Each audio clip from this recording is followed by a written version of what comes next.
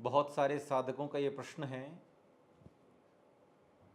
कि हम जो मंत्र साधना कर रहे हैं वह हमें सिद्ध होगा या नहीं, ये जानने की कोई विधि है क्या।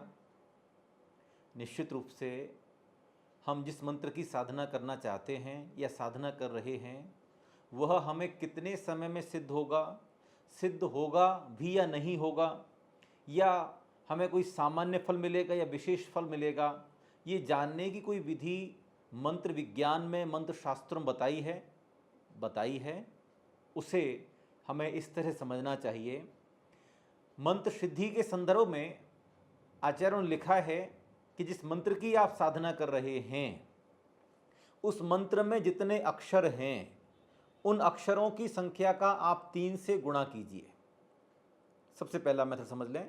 मंत्र जिसकी जाप आप करना चाहते हैं या जाप कर रहे हैं, साधना कर रहे हैं, तो उसमें जितने अक्षर हैं उन अक्षरों की संख्या का 3 से गुणा करें।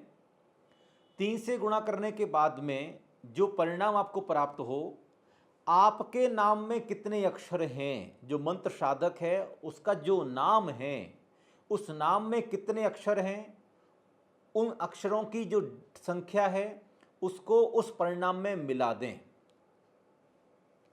उसके पश्चात जो परिणाम आए उसमें 12 का भाग दें, 12 की संख्या का भाग दें।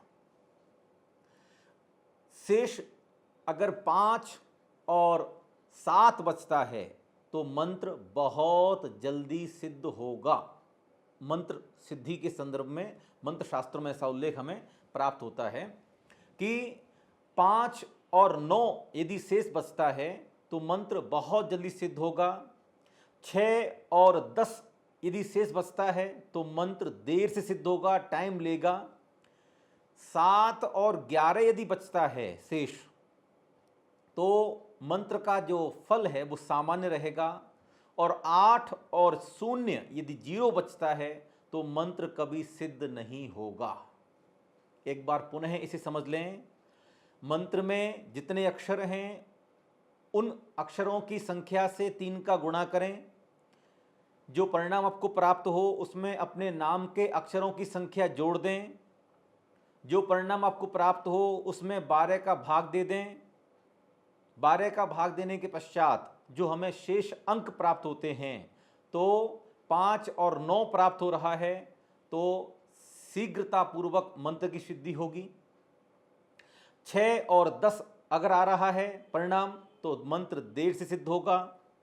7 और 11 आ रहा है तो मंत्र सामान्य फल देने वाला होगा।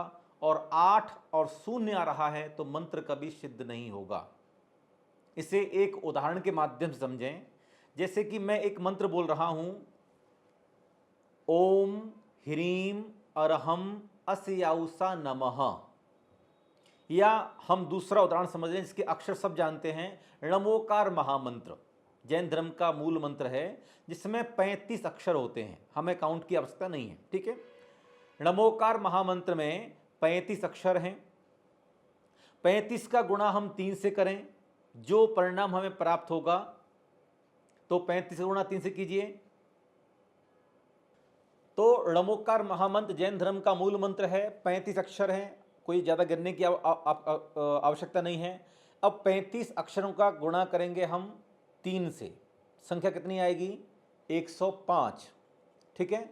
105 में अब मेरा नाम जैसे है योग भूषण महाराज, तो मेरे नाम के अक्षर हैं 9, ठीक है। पूरा नाम जोड़ता हूं मैं, 105 और 105 में मैंने 9 अक्षर जोड़ दिए, कितना आ गया?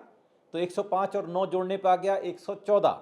114 में हमने भाग दिया 12 का, ठीक है। तो 12 का भाग देने पर हमें प्राप्त होगा, शेष फल प्राप्त होगा हमें 6।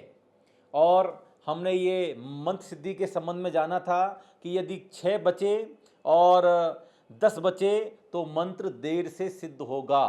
तो नमोकार महामंत्र देर से सिद्ध होगा योग भूषण महाराज को, यानी कि सिद्ध तो हो जाएगा लेकिन थोड़ा सा टाइम लेगा।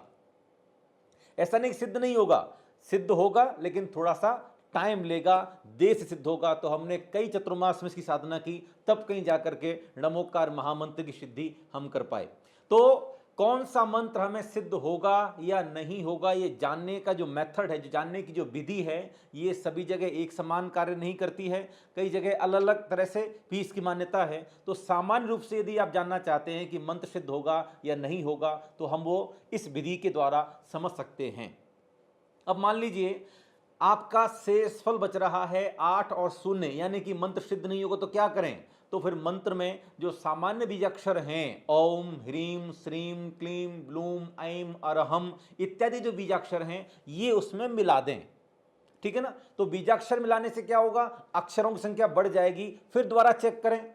तो बिना चेक किए कोई भी मंत्र सिद्ध करने ना बैठें, नहीं तो बाद में आप कहेंगे हमें मंत्र सिद्ध नहीं हुआ। तो पहले ही विधि को समझ लें और पहले ही मंत्र को चेक कर लें। मैंने इसलिए कहा कि जब भी आप मंत्र सिद्धि करना चाहते हो, मंत्र साधना करना चाहते हो, तो गुरु से अवश्य परामर्श करना चाहिए। और गुरु भी कैसा हो? जिसको मंत्र शास्त्र का ज्ञान हो, मंत्र विज्ञान का जिसको समझ हो, मंत्र विज्ञान में जिसने खूब अध्ययन किया है, खूब अच्छे समझा है गहराई से, जो मंत्रों का निर्माता हो, जो मंत्र का निर्माण करने में दक्ष हो, जो मंत्रों का महर्षि हो, उसी से हमें मंत्र दीक्षा लेनी चाहिए या कि सिद्धि हेतु मंत्र प्राप्त करना चाहिए। वो आपके नाम के हिसाब से, आपकी राशि के हिसाब से, समय के हिसाब से, समस्या के हिसाब से, मुहूर्त के हिसाब से आपको मंत्र प्रदान करते हैं। और जब आप उस मंत्र को सही मुहूर्त से, सही विधि से जब जपते हैं, तो वो निश्चित रूप से आपको विशेष फल देने वाले होते हैं। तो ऐसे ही अपने मन से मत कीजिएगा। मैंने आपको इस वीडियो के माध्यम से बता दिया है कि मंत्र सिद्ध होगा या नहीं, ये जानने की एक बहुत सरल विधि है। ये जानने की विधि मैंने आपको बता दी है, लेकिन फिर भी हमें गुरु का आशीर्वाद और गुरु का परामर्श सिद्धि करने से पहले अवश्य ले लेना चाहिए।